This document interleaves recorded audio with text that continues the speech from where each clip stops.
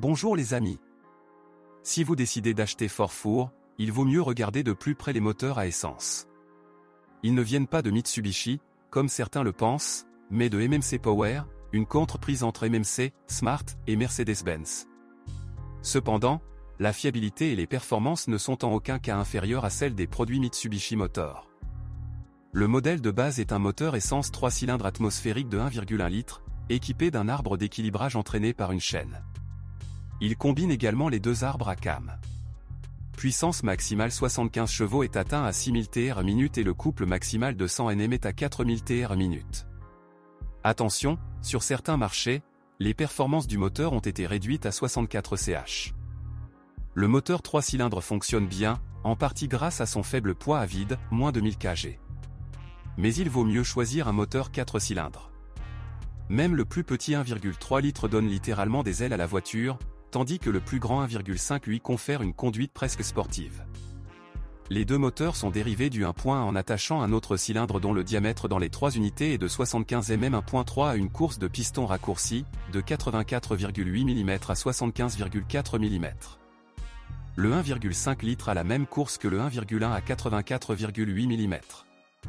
Les moteurs atmosphériques à 4 cylindres utilisent une chaîne fiable et un système de calage variable des soupapes sur l'arbre d'admission. Mais l'arbre d'équilibrage n'est plus là. Les moteurs à essence sont fiables et durables. Dans un moteur à 3 cylindres, seules les bobines d'allumage peuvent être perturbées, il y en a une pour chaque cylindre. En cas de panne de la bobine, l'unité de commande met le moteur en mode d'urgence, qui continue de fonctionner sur les deux cylindres restants. Cela évite la destruction du pot catalytique due à l'inflammation du carburant non brûlé. Dans l'unité de 1,3 litres, l'électronique du papillon tombe parfois en panne. Il est contrôlé par un moteur électrique. Bonjour les amis, vous cherchez une voiture d'occasion, vous devez prêter attention au site web carm.pro. Carm.pro est grand catalogue de voitures, moteurs, boîtes de vitesse. Et le meilleur, c'est que vous pouvez trouver des informations sur les pannes de n'importe quelle pièce. Complètement gratuit. Allez sur le site web carm.pro et découvrez tous les éventuels points faibles des voitures d'occasion.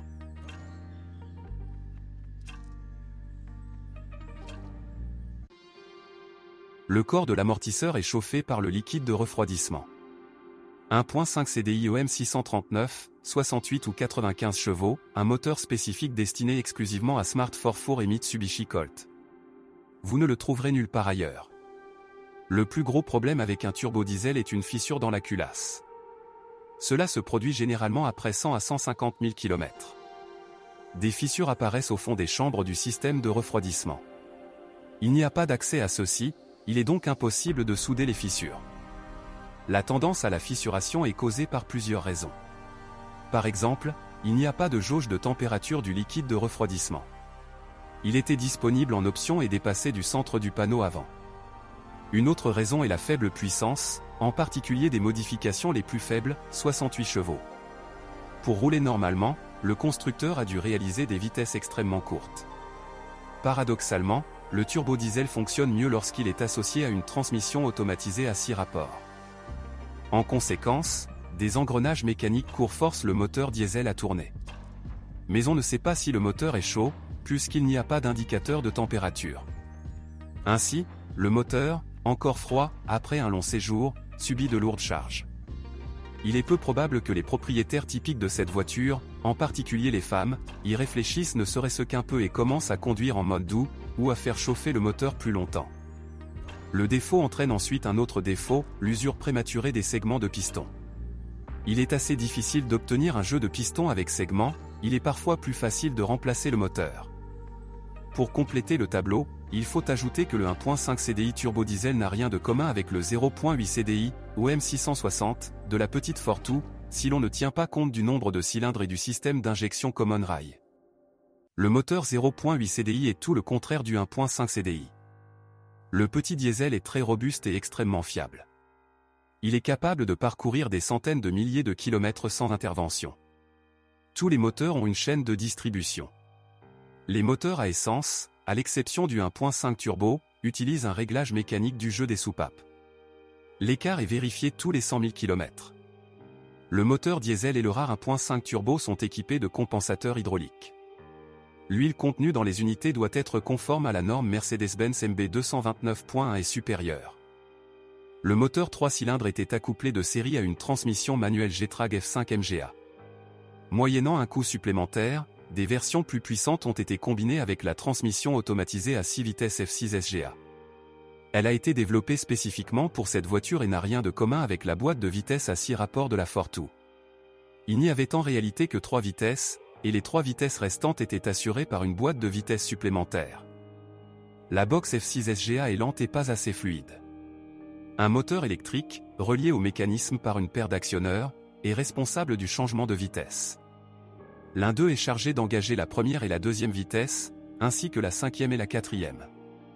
La seconde est pour le troisième et le quatrième, plus l'inverse. Il existe également un autre moteur électrique qui contrôle l'embrayage. Néanmoins, F6 SGA doit être évité. Parfois, la poussée entre le moteur électrique d'embrayage et son levier de commande est détruite, et la poussée fait partie du moteur électrique. Si cela se produit, la voiture sera immobilisée. Le châssis de la Forfour n'a pas grand-chose à redire. De plus, il est identique au Colt, jambes de force McPherson à l'avant et poutre de torsion à l'arrière. Les pièces de suspension sont facilement disponibles et le choix est large. Les pièces d'origine incluent le remplacement de la boule et des blocs silencieux ainsi que du levier. Mais ces éléments peuvent aussi être achetés séparément sur le marché. Les roulements de roues d'origine des roues avant sont assemblés avec la fusée d'essieu et le protège-disque de frein. Cependant, comme dans le cas des leviers, vous pouvez acheter des composants auprès de fabricants tiers et remplacer l'élément usé séparément. La barre anti-roulis est utilisée uniquement sur l'essieu avant. 2 types de stabilisateurs étaient fournis. Dans les versions plus puissantes, ils s'appuyaient sur des tiges longues et fines, et dans les versions de base, sur des tiges courtes. Dans de rares cas, la direction assistée tombe en panne, le moteur électrique tombe en panne. Le défaut est désagréable. La protection contre la corrosion est supérieure à la moyenne, ce qui rend ces voitures plus belles que de nombreux modèles plus jeunes de certaines marques. Le plus gros problème de Forfour concerne les parties du corps, ou plutôt leur disponibilité. Il n'y a presque rien dans les catalogues des fournisseurs de pièces détachées renommés. Les phares coûtent le même montant, et c'est un produit assez populaire. Les optiques design n'éclairaient pas bien la route, même sur une voiture neuve. Et aujourd'hui, Forfour est pratiquement aveugle la nuit, car presque tous les réflecteurs en verre jaunissent. De plus, les phares utilisent la combinaison peu courante d'ampoules H7 à H7, connue pour leur durée de vie limitée et leur coût élevé. Smart regorge tout simplement d'électronique. Cependant, il ne faut pas avoir peur de cela, car les échecs de fonctionnement sont un phénomène unique. Et une utilisation rare de l'essuie-glace arrière entraîne une acidification du mécanisme. Si vous connaissez d'autres dysfonctionnements de modèle, assurez-vous d'en parler.